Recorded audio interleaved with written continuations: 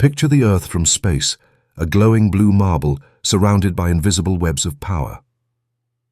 Not colonial armies or imperial governors, but something more modern and far more pervasive. Orbiting the globe like satellites are the logos of Apple, Amazon, and Google, beaming influence into every home, every pocket, every mind. This is not the empire of Rome or Britain. It's the American empire of today, built not on conquest, but on code, culture, capital, and control. Welcome to Sands of History, where we explore the tides of power that have shaped our world past, present, and future. If you enjoy deep dives like this, make sure to like, share, and subscribe. And if you'd like to help us continue creating independent historical storytelling, you can support us. Financially, links are in the description below. Now let's uncover how the United States quietly built the most far-reaching empire the world has ever seen. From republic to global system, the making of an invisible empire. After World War II, America stood astride the world like a colossus, its cities untouched by bombing, its industries roaring, its scientists leading in innovation. But instead of colonies and viceroys, the US exported systems, global finance through the IMF and World Bank, security alliances like NATO, and cultural power through Hollywood, universities, and brands. While older empires planted flags, the US planted institutions. These institutions, legal, financial, technological, would quietly knit the planet into a single network centered on Washington, New York, and Silicon Valley. This is why some historians call it an empire without borders. The corporate empire capitalism as colonizer, visual logos of Apple, Amazon, and Google orbiting Earth like satellites. In the 21st century, American power is no longer just political or military. It's corporate, a constellation of trillion-dollar giants, radiating influence across the globe. Think about it. Apple designs in California, manufactures in China, sells everywhere. Its devices are modern talismans of status and connectivity. Amazon controls massive portions of global e-commerce and cloud infrastructure. It dictates how the world shops, reads, and even runs its digital servers. Google and Meta shape what billions of people know, believe, and say not through armies, but through algorithms. Microsoft, Netflix, Tesla, and Coca-Cola are cultural ambassadors in corporate form, each shaping global behavior, consumption, and imagination. Together, they form what analysts call the corporate empire.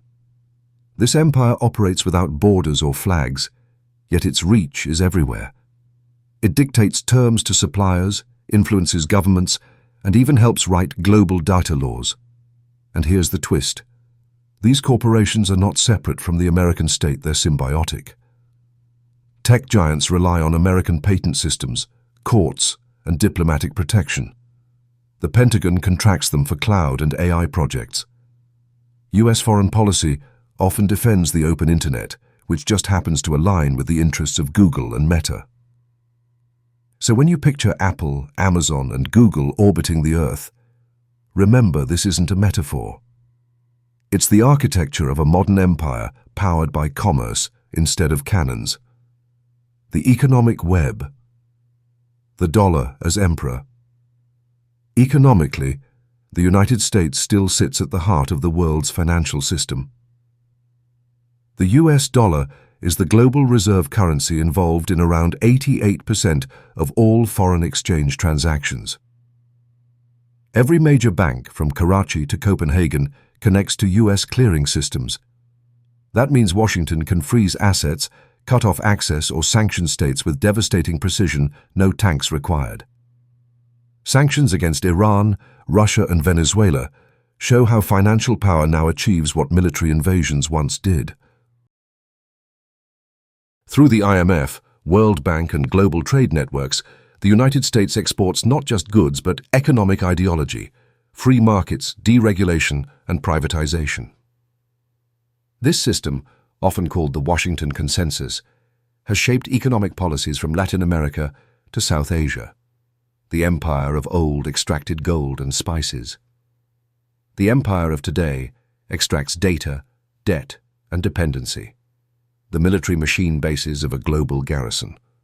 While corporate and economic power define America's soft empire, hard power still matters, and America's military presence is staggering. The US maintains over 700 military installations in more than 80 countries. No other state in history has sustained such reach. In Europe, it leads NATO. In the Pacific, it surrounds China with alliances. In the Middle East, it guards energy routes and strategic choke points. From drones in Djibouti to naval fleets in the South China Sea, American command networks ensure that no corner of the Earth is beyond its surveillance or strike capacity. As one analyst said, the sun never sets on the American base network. This garrison system doesn't just project force, it shapes politics. Host nations receive military aid, training and technology, but often at the cost of strategic independence. In this way, the Pentagon has become the imperial backbone of a global order that sustains corporate and financial interests alike. The cultural empire mines, myths, and media. Empires survive not only through armies, but through ideas. For decades, the US has exported a lifestyle, a myth of modernity, freedom, and success. Hollywood films, pop music, jeans, fast food, and now streaming platforms all project a vision of life that billions subconsciously absorb. English became the global lingua franca through American media, while platforms like YouTube, Instagram, and Netflix turn American culture into global culture. But culture is not neutral. It carries values: individualism, consumerism, and a belief in technological salvation. As cultural theorist Herbert Schiller once wrote, "The penetration of American imagery is not entertainment, it is ideology." This cultural reach ensures that even in countries critical of US foreign policy, people still consume American dreams. Mechanisms of control. The empire without colonies. Unlike the British or Roman empires, America's power is networked, not territorial.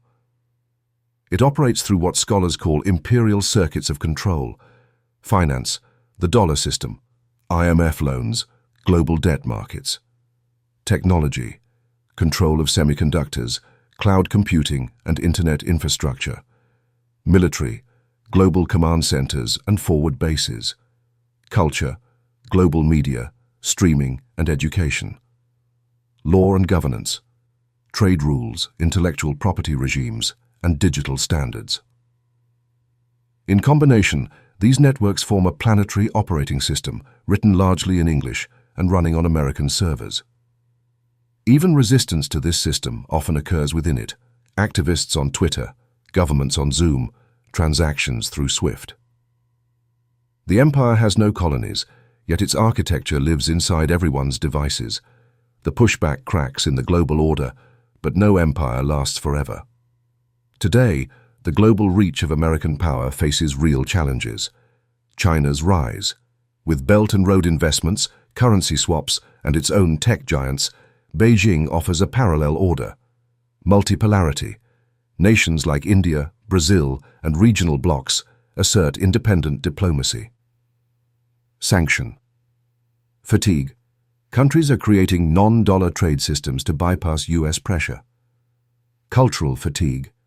From Europe to Africa, there's growing critique of Western media dominance and cultural homogenization.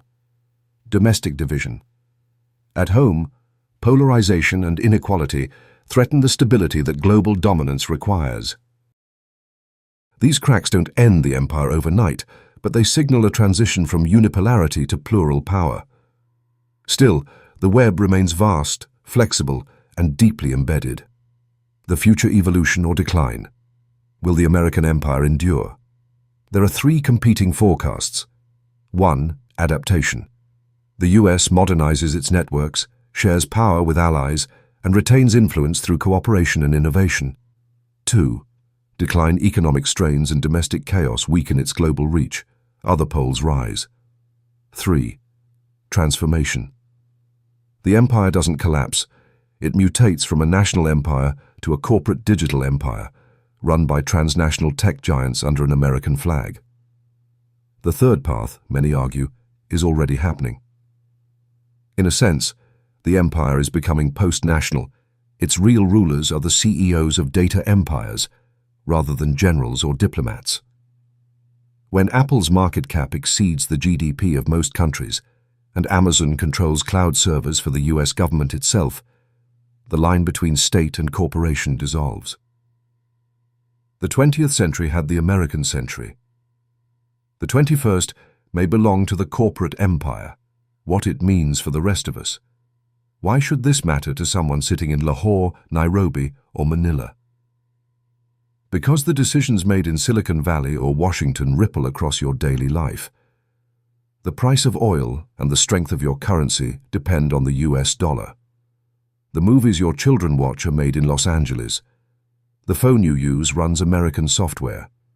Your government's trade, defense, or internet policy is likely shaped by American standards. The empire isn't out there, it's in your pocket, on your screen, in your thoughts. Understanding this system isn't about resentment. It's about awareness, knowing how deeply interconnected the world has become under American design and how future generations might imagine alternatives. Conclusion: the empire that lives in the cloud. So, when you next glance at that image, the Earth surrounded by Apple, Amazon, and Google, orbiting like satellites, remember, that's not science fiction. That's the real map of global power in the 21st century. An empire that lives not in fortresses, but in servers. Not in colonies, but in code. Not ruled by kings, but by corporate algorithms and capital flows. Yet as with all empires, its fate depends on those who live under it, us, and whether we choose to question, reform, or replace the systems that govern our world. Thank you for watching Sands of History. If you found this exploration insightful, please like, share, and subscribe.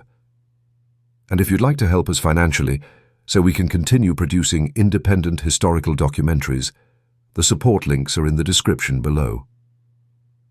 Until next time, remember, empires may fade, but history always remembers who built them and who dared to imagine beyond them.